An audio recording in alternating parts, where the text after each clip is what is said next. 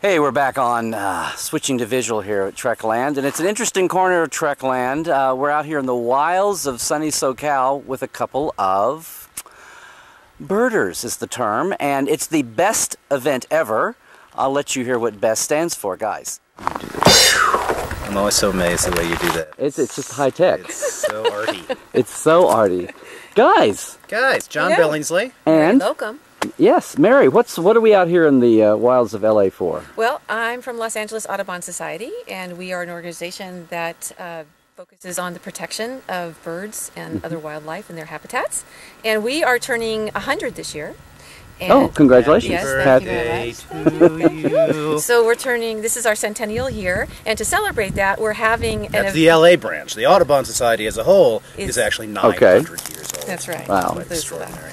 So to celebrate our centennial, we're having a birdathon, and that is essentially an event where teams form across Los Angeles County, and folks will pledge per species, and the team will go out and try and find as many species as they possibly can, and come back and say, we found 4,000 species, and you pledged $1 per species, so now you have to write $4,000. No, it's not quite like that. Don't panic. Okay. No, we're not going to find 4,000 species. We're not. Don't worry. And you might want to know why I'm here. Why are you here, John? For one, I'm not a birder. I wouldn't know a sap. Somebody had to hold the binoculars, is that it? No, I am here because Mary's an old friend of mine, and she asked if Bonnie, my wife, as you all know, Bonnie Friedrichs, and I would be interested in being on a team. And we said, well, maybe we could get a few other Star Trek guys involved, and our team could actually invite folks to join us for a small fee. So all go into the LA Audubon Society, and our team could consequently go out and represent the Star Trek universe. Hey. So I invited Bob Picardo, Johnny Ethan Phillips, and Armin Shimmerman, who all very graciously accepted. And we are the Balding Eagles, Baldine, because I have some here, of Star Trek. The Balding Eagles of Star Trek, and our team is going to go out on the 9th of May, and we are going to do some kick-ass birding. It sounds like to have people join us. And that's what the best, you'll be the best team of the bunch. B-E-S-T, yes, that was inadvertent. Okay. Came out really well. Just a lucky thing, Yes. Bob Picardo, I actually had lunch with Bob and Armin, and I was pitching this idea, and they said, well, you can join our club as sort of an honorary bald guy because you are baldine. And I said, you know, I'm going to turn that around on you, buddy. And he did. Hence the name. But we're going to go to a fabulous place, and after the event, which is going to go from around 1 in the afternoon till 4 in the afternoon, we're inviting everyone who participates on this team to come up and be our guests at our centennial reception. Oh, This reception is actually going to honor the LA Audubon Society as well as all of the teams that have been birding that week. Prizes will be announced for the team that spotted the most species. There'll be grub and booze, and it will be at a beautiful location. Ooh. And another inducement for those folks who would like to pay 150 clams to participate. Bonnie Friedrichs, who I mentioned before, my lovely wife from Chuck, the General, is going to be catering the event. So at 1 o'clock, we will meet. Location not to be determined, but to be told to only those special few who choose to join. We don't want to have all the people in the world the rubberneckers showing, the rubberneckers. But we will start at 1 with a wonderful catered lunch Bonnie will provide. We'll all eat, and then we will divide. There will be a maximum 30 people can sign up for this event. We'll split into 2 groups. 15 will go off with, say, Armin and myself. 15 will go off with Bob and Johnny Phillips. And we will have 2 professional birders who will actually show us what the hell to do. Everybody will be issued a pair of binoculars, which is why we brought this neat visual aid. And then after about an hour, we'll get together again, and the groups will switch. So everybody will have an opportunity to kind of, you know, get a chance to bird with all of us. Right. And Johnny Phillips, I should say, he's actually a bird guy. He knows his crap about birds. Oh, I thought you were going to say bird brain, but okay. He's a bird nerd. John Phillips is not a bird brain. Bird nerd. Smart guy. And we're going to a fabulous venue where we're going to see some really wonderful species. So you're actually doing the main event is the week-long thing for the teams. You're doing a special add-on thing with you guys merged onto the from the 1st to the 8th. We decided, because we couldn't get all the actors together in that time span, to add one more day. So the 9th, May 9th, will be our trek. And May 9th is a Sunday. Yes. You get a chance to go to church first, then you go out. And actually have brunch with Mother, because it is Mother's Day. That's right. But the reception is in the afternoon. Now, there are 2 other things we want to talk about. One is if you don't want to lay out 150 clams, or you're not in the neighborhood, you're not in Los Angeles, you can still help support the LA Audubon Society in 2 other ways. You could come to the reception. We have 20 tickets available for the reception alone. That's 50 clams. And the reception starts at 4:30 until 8:30. And again, a location. We know the location. To be disclosed. But we'll only tell you if you sign up. Oh, okay. And now here's the thing. This is for all the folks who aren't in Los Angeles. This is why this is going out all over the globe. To Cairo, to France. Everybody around the world who's watching this, you can still support the LA Audubon Society by pledging your support. That is to say, I will promise you I will pay 50 cents for every bird species the balding eagles of Star Trek see.